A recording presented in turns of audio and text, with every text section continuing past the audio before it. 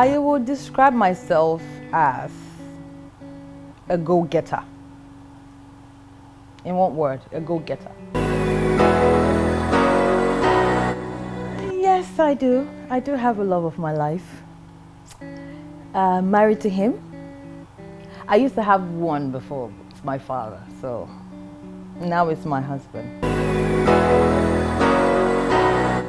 My first kiss, I don't think it's my first boyfriend wasn't even my first kiss, because when I had a boyfriend, we never had any intimate stuff. My first kiss, I can't remember. I'm sorry. Maybe it wasn't so much of a good kiss. That's why I can't remember. But I know I can't put a. No, I can't. Oh yes, I had a crush on a guy. I was very young, and he lived not very far from my neighborhood. He lived within my neighborhood. Yeah, I liked him, but it was just a crush. Nothing happened. Ha. My first serious relationship, I don't think the person will want me to talk about it. Yeah. I won't mention names, yes. But my first serious relationship was this guy. Bless his heart. I don't want to mention name, but I was in the Lagos State University at the time. I think he was my third boyfriend. But he was he was the first person that actually made me feel, okay, this is what a relationship should actually be like. You understand? It wasn't me trying to force myself on him. You know, when you're young, the first guy that says hello to you is, in your mind, your boyfriend, and you assume your last name with his, and then you assume things are going to be that way. But he was the first person who actually really took care of me, like, you know, like a relationship should be like. He would call to check up on me. I would leave school and go over to his for the weekend, you know, stuff. So it was actually serious. I met his folks. It was the first relationship. I actually went into his house and saw his mother and brother and, you know, all of that. So he was my first relationship. I think he was the person that I fell in love with, firstly. When I even got married, he called to say, okay, I allow you to marry. It's not like it's anything, but he's still very much, we're still very close. He's doing big stuff. His name is everywhere in the country. So yeah, that's why I cannot mention his name. He would not be very happy with it. It's not like he has a problem. He knows, he tells everybody, you know, I can't write my history without you. He says that to me all the time. But 11. I'm weird. I'm weird in the sense that I think differently from a lot of people. I'm very abstract. I think that's why I'm weird. My mind is from another galaxy, if you understand what I mean. I'm like a whirlwind, so I'm deep. So I'm weird. Yes, I do believe in love at first sight. My first serious relationship, like I said, I think he just saw me once. I went for an audition somewhere. And immediately I walked into the place, he saw me and he was like, oh my, I find that Yesha. So he just couldn't take his eyes off me, and every other person there, his friends, everybody's doing well now. Yeah, until tomorrow, my husband still thinks he's in love with me, but we're just good friends, if you know what I mean. I don't think about previous lovers because I have a very good relationship with my husband, and he's that male friend, female best friend that, you know, that I can possibly have. He gives me a relationship where I don't have to think of any other person. Even when I was single, I didn't. And a lot of people say, oh, you want to tell me that that kiss did it? No, it didn't. First of all, the number of people behind the camera is the turn off for me. It's one huge turn off. So there is no way your mind can switch from the fact that there are lights, there's a boom ahead of you or on top of you, and you have your director, you have all of those people. You can't switch. I don't know how people kiss and then forget and they switch and they start to I don't understand how they do it. Those ones are really professional. So. Because every minute of the day, every second, you see these people, large number of people behind the camera. So for me, it has never happened. You always find milk in my house. First of all, we are coffee lovers in this house, and I am lactose intolerant, so I drink milk to always help me go. So milk is number one in the house. Handbag. Living in a house in a hurry, my wallet and my handbag, my purse. Because almost everything, I have my hand cream in my handbag, I have, gloss. Hustle. Hustle makes me want to get out of bed in the morning. I like money too much. I'm a panic freak. So how I push through difficult situations is my husband always gets to calm me down. I think I've lived on my own since the age of 19, and that's a long time ago. So I have adapted that mindset of thinking for myself, doing everything by myself. So when I have issues or I have anything that gets me panicked, I panic because I'm used to not talking to anybody initially. But now, when that happens, when I panic, he's always very close by and he always gets to calm down. He's a very calm person. I don't know how he does it. But me, I'm over the top. I freak out. So he helps me get through. My greatest fault, I would say, is keeping money. I have a problem with keeping money. I'm an excessive spender. Not that I spend on frivolous or stuff that don't matter, but I don't like to have cash. I'm a risk taker. So if I have, even if it's as small as 100K, I'm looking for what to do with it.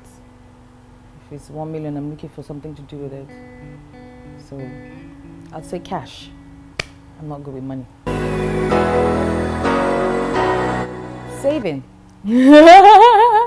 I'm genuinely bad at saving. Terrible, terrible. I will be a newscaster. I love cameras and I love to talk.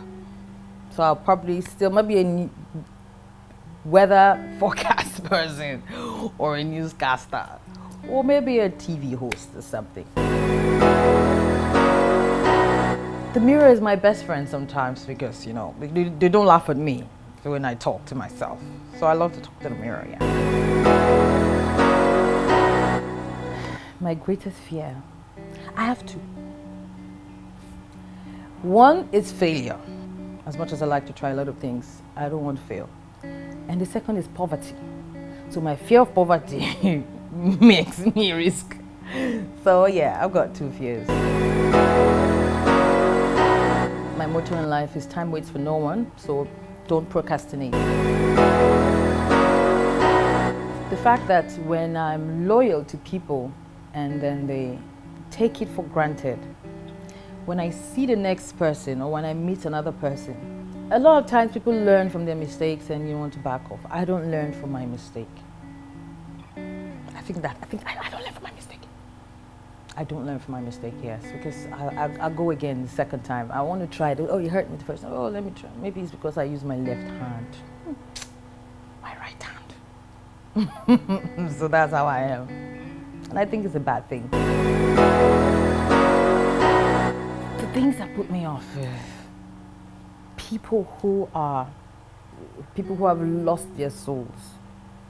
People who treat the next person less because of a status, because of your uniform, because of whatever. Like, I was at the airport one day and there's a man traveling with his boy And obviously it was his first time traveling. The boy had no idea what to do. When you even hand him his passport, he doesn't know where to stand. And I was just right behind them. And the immigration officer was just, the woman was just talking and trying to intimidate everyone. And the man finished attending to them. And then the man walks away, leaving the boy behind. And the boy is standing wondering, should I go after him? Madam, what do I do? Am I allowed to go? And the woman just went, Mogu, your car go leave you now. You dead there, not your first time. I'm wondering, Jehovah Christ, you could have just said to him, go. And that's it. You're spending almost 5 minutes talking, nobody's listening. And then when it was my turn, she sees me and she's there, actress.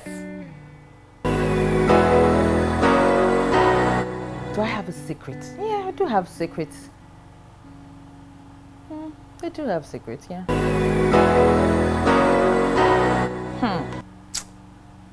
For now, I have one. It happened in Enugu. I went to shoot. I finished shooting. I was going to the airport and I thought I should stop by one of these big shops and get something to buy. I had a short dress on. I came out from the cab. I was walking into the supermarket. They had people, like marketers, selling stuff with tables and trying to market stuff and saying, oh, actress, you want to try our product? I'm like, no, thank you very much, thank you very much. And I walked in.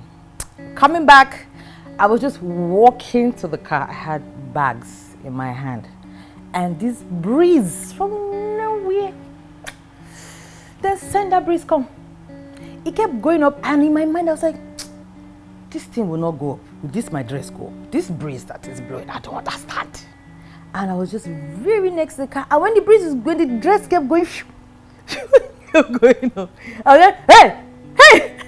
So I was just praying, okay, let me walk quick like this, get to the car. And then I was just beside the car, my dress just went, show! And everybody saw my bum bum. And I had a G-string, it was inside my naff. And somebody said, you don't even wear pants, actress. You need to see the way I jet lead into the car. I forgot to pack my dress. So I went to the airport, not so happy with myself. Even when I got to the airport, I kept hiding myself. Like, is someone going to actually see me? I thought I just saw your natch. So just now. So yeah, for now, that's that. I did not like it, but it happened anyway. So if you're watching this and you were there that day, please help me erase the memory from your mind. Well, now I've developed a thick skin. See, at 35, 34 going to 35. There's nothing anybody will say that will hurt me. But when I was young, a lot younger, below 10, I used to, hear a lot of useless girl, dirty girl. All those words used to... I thought I was the dirtiest, useless, most, child growing up. So, yeah, those words used to hurt, but they don't pass. I have a sharp mouth too. I don't know if I can remember, but whatever it is I say, no matter how, maybe I'm angry, I'm trying to express myself and I just want to say something, you've probably done something to hurt me and I'm trying to, no matter what it is I say, I don't say it out of mind to actually, I might want to hurt you, but not out of anger or out of vile, just let me destroy this person. No. You're not bad like that. I'll not be demon. But I do have a sharp mouth, and I say some things, but I would never go overboard. So I really can't remember. I think I've said to, I don't know. I said you the crazy, the mad girl will punish you, all that.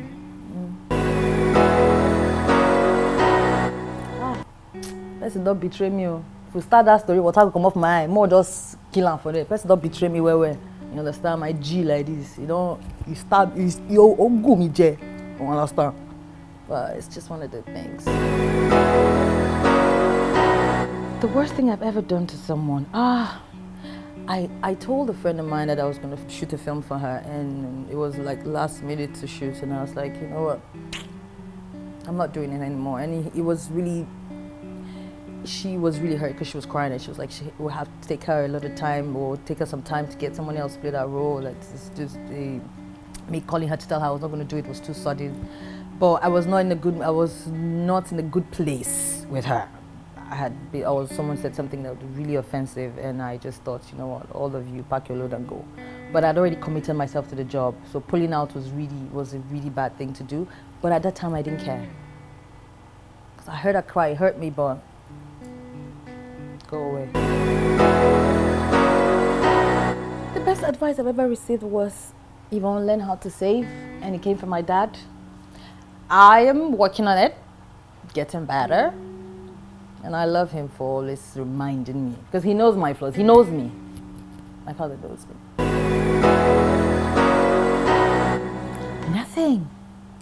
Nothing. Maybe I would have gone to school a lot earlier, but there's nothing.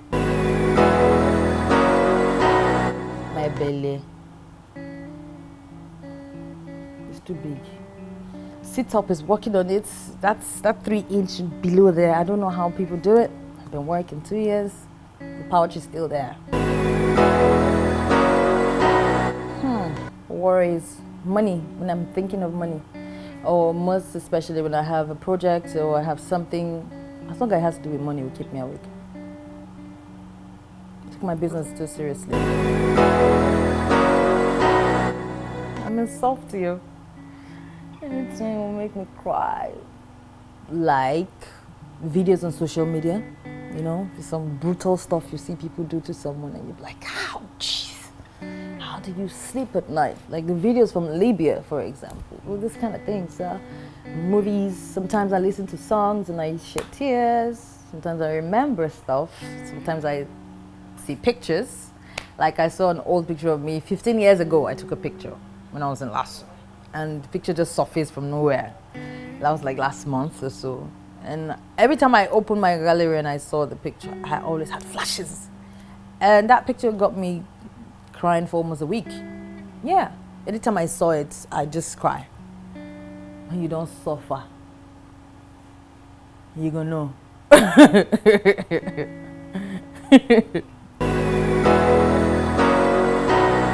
Yes, I did. I danced in the rain as a child.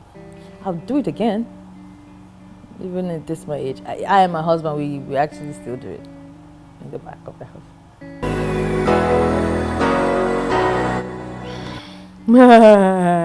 They're going to laugh at me if I say it. I've imagined myself on stage at the Oscars, giving a speech. Yeah, no, right? It was very personal to me. Until it happens, you know, I don't just like to talk, and you know, when it happened, and I'll tell you, this used to be my wildest imagination. You get something like that. Nobody. I think my life is perfect. I am not, but my life is. I'm happy the way it is, just the way it is. It's good. It will get better, but I like it like this. I have an NGO that I'm running right now, and I would actually pay everybody's school fees.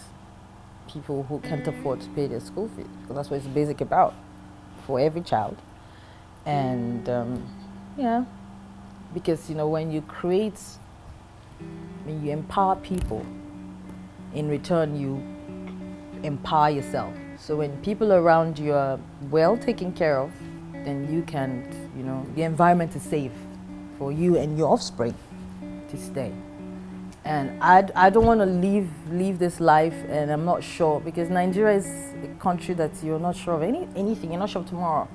So I don't want to leave this country or leave this world, and I'm scared. What's the next 20 years going to be like? How will my children live in the next 20 years or in the next 30 years? So the best thing to do is to empower people, empower them academically, so that at least they can think straight. Not just send them to school, but you know, teach them stuff. Make them more human. This country is hard. People have lost their senses. Privileges I enjoy. Oh yeah, I've actually bought an economy ticket going to the UK, Arik Air. And I was just about to enter the plane. The air hostess saw me. She's like, you're not playing. Where's your seat? I was like, I'm sitting there. Oh yeah, wait. I'll put you in business class. I was like, girl, you gotta be kidding me. And I didn't sit on business class the whole flight. I ate everything that they gave to people in business class. So that is number one. I enjoyed it. Tacho. My best childhood memory, I think I wrote that thing on Instagram one time, is remembering that I never paid bills. I didn't have to worry about bills. I didn't have to worry about this money hustling that I'm talking every day, hustle. I did not think about it before that I was a child. That's the best part of being a child. My worst memory I would say, was this few years that, that I lost my self-esteem, that I had no one to talk to, Those were the times that I don't want to remember. The funniest pickup line any guys ever used. Maybe they don't say, you're beautiful. You're beautiful is not, I've heard that a couple of times. One of my husbands said to me, for me, oh yeah. When we met, before we started dating, I'd usually go over to the studio to see him. And there was a day, he said to me, what's this thing? I'm like, what's that? He was like, close your eyes. I was like, and I did this. I said the guy wanted to kiss me. I thought that was cute. And that was the beginning. I was like, okay, you're just doing it now. Well, here I am today. I think after a while I became a rebellious child, because there's times when you're like, where am I? Who am I? I don't know my identity. What's going on with me? All of that. I started rebelling, and I was in school. I was far away in Jos, in Langtang. So whenever I'm away from Lagos, that's like miles and thousands of miles away, I used to be very naughty. In school, I was a tomboy. I would climb fence, jump the fence. I used to, me and a group of other girls were tomboys. We used eye pencil, we draw beards, mustache, we go and play basketball. And it was a single girls' school, so they needed some boys around, you know what I mean? So I was available, so I was a tomboy. The senior body house master would chase me with his bike. I would run, jump the fence, scratch, get all dusty. Yeah, I even had a fight with the male teacher. He brushed me. I got up. I was rebellious because I just needed to pour all that anger somewhere else. It was just one of those things, I was naughty, just being naughty. For fun, I like my space. You see this house? This is where the fun is.